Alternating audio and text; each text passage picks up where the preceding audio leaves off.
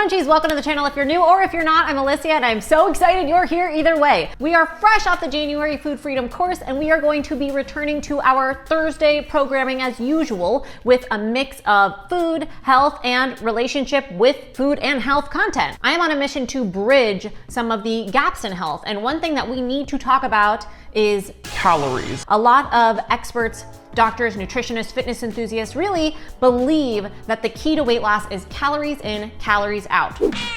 Is it true?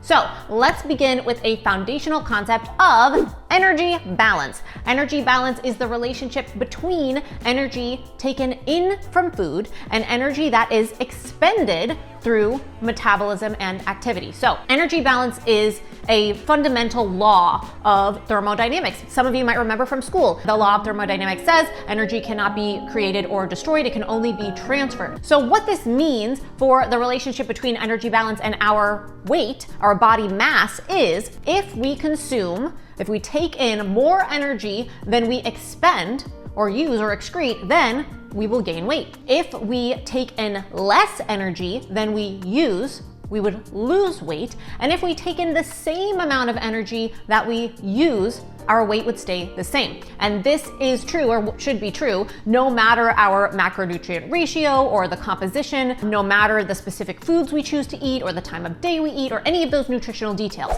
But our bodies are complex, and so no, it's not as simple as energy in, energy out. If it were, the weight loss industry wouldn't be a thing. You wouldn't be watching this video because everyone would know what they need to do to lose weight, and everything that we thought should work would work, but it doesn't work, so here we are. The problem is both of those components, the energy in and the energy out components of the relationship of energy balance and weight, can be influenced by so many factors, okay? Energy in can be affected by our hormones. We have hormones that regulate appetite and satiety that can affect how much of the energy we absorb. Also, the types of foods that we eat and how processed they are, how foods are cooked and prepared, if they're raw or not, how efficient we digest and absorb those foods, our hunger, our overall macronutrient intake, our microbiome, our energy levels, our stress levels, our quality of sleep, even our emotions, our mindset, our environmental or cultural aspects. All of these factors can influence how that energy is taken in from the food that we eat. And so you can see how already this is a very individual process, because the way that I digest certain foods is going to be different than you for all of those reasons. Energy out also has many factors. It can be affected by our basal and resting metabolic rates, our body size and genetics, our hormones, how our bodies produce heat, our exercise ability, intensity, duration, frequency, our ability to heal, our excretion, our sleep, our stress, our macronutrient makeup, and how processed a food is, okay? Now I know our human brains want this weight loss thing to be an even in and out balance of the scales. But when we add so many of these confounding factors, we see it becomes a bit more arbitrary than we'd really like. It's not as convenient as we want it to be. And that could be disappointing because we're like, okay, what do I do then? But actually, I encourage you to let this bring you some relief. Yes, there is fear in that unknown, okay? I don't know what to do. I don't have any plan or direction to lose weight, but there's also relief from the judgment, okay? There's nothing wrong with you if you can't lose weight. You have been doing what you're told, and you've been told that this weight loss thing, this body, should work like an equation, and it just doesn't. Actually, technically there is an equation, but the problem is that equation is going to be different for every single human. Not only that, every human is constantly changing. So an equation is not pin downable, right? We age, our cells die, our hormones change. All of these things affect each of our individual equations. Now, if you have ever put in your measurements like sex, age, height, weight into an online calculator that'll tell you, how many calories you need to eat, that's called a predictive equation. And it predicts using an equation that accounts for all of those factors that are different for each human. But it cannot account for all of those other factors that we mentioned. And that's why it's expected that these predictive equations, when you go online and put in all that stuff, they are usually off by as much as 25%, okay? Even when two people are the exact same weight, age, and sex, there can be up to a 30% difference between those people and their needs because of all those extra factors. And so think about it, okay? If these equations that we have, the best that we can do with our nutrition technology for a regular day-to-day person who's not being measured in a lab, the best we can do is 25 to 30% off. That's not a great number to place your bets on, okay? So if I'm supposed to eat 2,000 calories a day, if an equation tells me to eat 2,000 calories a day and it's 30% off, that's plus or minus 600 calories. Okay, the range becomes, 1,400 to 2,600 calories a day. That's a really big difference. Is it worth spending so much time and energy and stress worrying about these numbers, which are essentially mostly arbitrary and unpinned downable, okay? So it's not that calories aren't real, or that energy balance isn't real, or that the law of thermodynamics isn't real. It's just that it's not the same for every individual, and we don't have the ability to measure all of those factors at once. Now, in addition to the internal factors that affect energy in and out, there are also external ones. So food production, growing conditions of a crop, harvesting, the way that foods are processed, that all affects how much energy and nutrients those foods contain. In fact, the amount that's listed on labels, it's not particularly reliable. Some studies have shown up to 25% difference in food labels or nutrient databases when it's tested in a lab. A study showed frozen foods contain 8% more calories than the package lists. And some restaurants have contained 18% more calories than they claim. Now, are these restaurants and companies lying to us? I mean, maybe they want you to think you're eating less calories so that you eat the food, but probably no. Probably it's just that they're humans. And so they are inherently flawed like all of us. A human is not a robot. It's not a robot. Even, a chef is not in the back of the restaurant measuring the food, on a scale when they put it on your plate.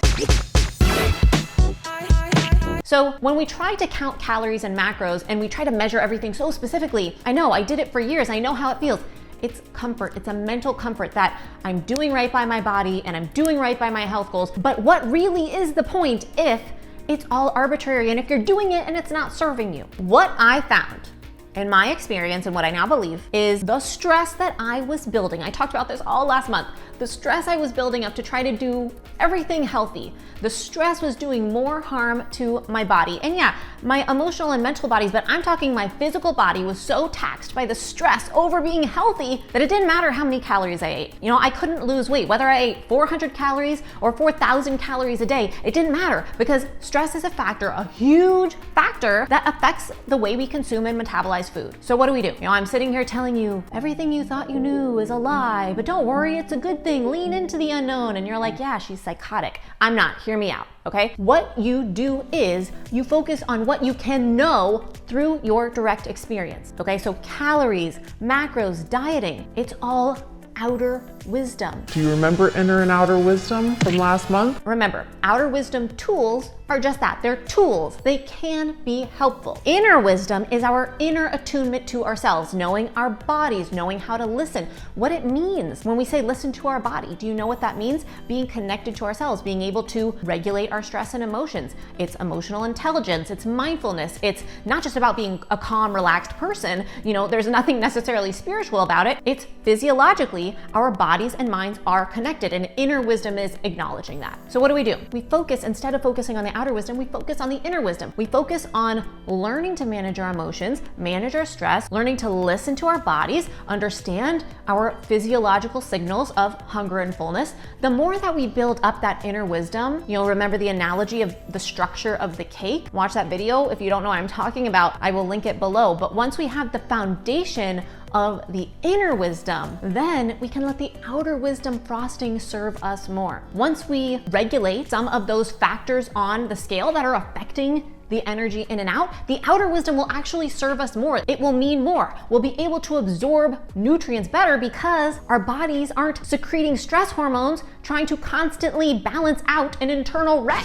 I'm actually not here to tell you to reject dieting or the wisdom that comes from nutrition or nutritional science. Reject diet culture, yes. But I think the reason diets are getting such backlash is because they're not used wisely from a foundation of inner wisdom, which I believe is essential first. So are the experts right? Yeah, calories and energy balance are real. Calories in, calories out makes sense through a reductionist lens, right? Where we look at humans as machines. But looking at humans as integrated beings that have stress, emotions, thoughts, and very different environments, we can't take calories in, calories out as direct truth. It's not seeing clearly. It's just making ourselves feel better mentally to believe we have this kind of control and really technology. The truth is, we know a lot less about nutrition science than people think. It's 2021 and we think we should know everything by now, but we don't. So rather than getting hung up, beating yourself up because you think that there's something wrong with you and there's not, perhaps shift the perspective and embrace the fact that you are an organic, integrated being and that you are not ever going to be completely figure-outable. And this is what makes you interesting. I love this about you. All I want is for people to not be so stressed out about health because the stress isn't helping. Heads up, I wanted to cut in and let you know I hosted my first live Zoom get-together last month where some community members and I did a meditation together, and this month I'll be doing another, this time with an inner wisdom workshop. It is free. If you want to sign up or get info, use the link in the description. Hope to see you there. So if you took something, anything from this video, I hope you will share it with someone. Subscribe if you want more content like this. If you do like this kind of content, be sure to go through my food freedom course linked below. It's completely free. And let's connect in the comments too. Let me know what your experience with calorie counting has been. Talk about inner and outer wisdom, stress, health. Let's discuss, and please be kind and curious, of course. So thank you so much for being here. There's more coming next week. And remember, it's all a matter of mind over munch.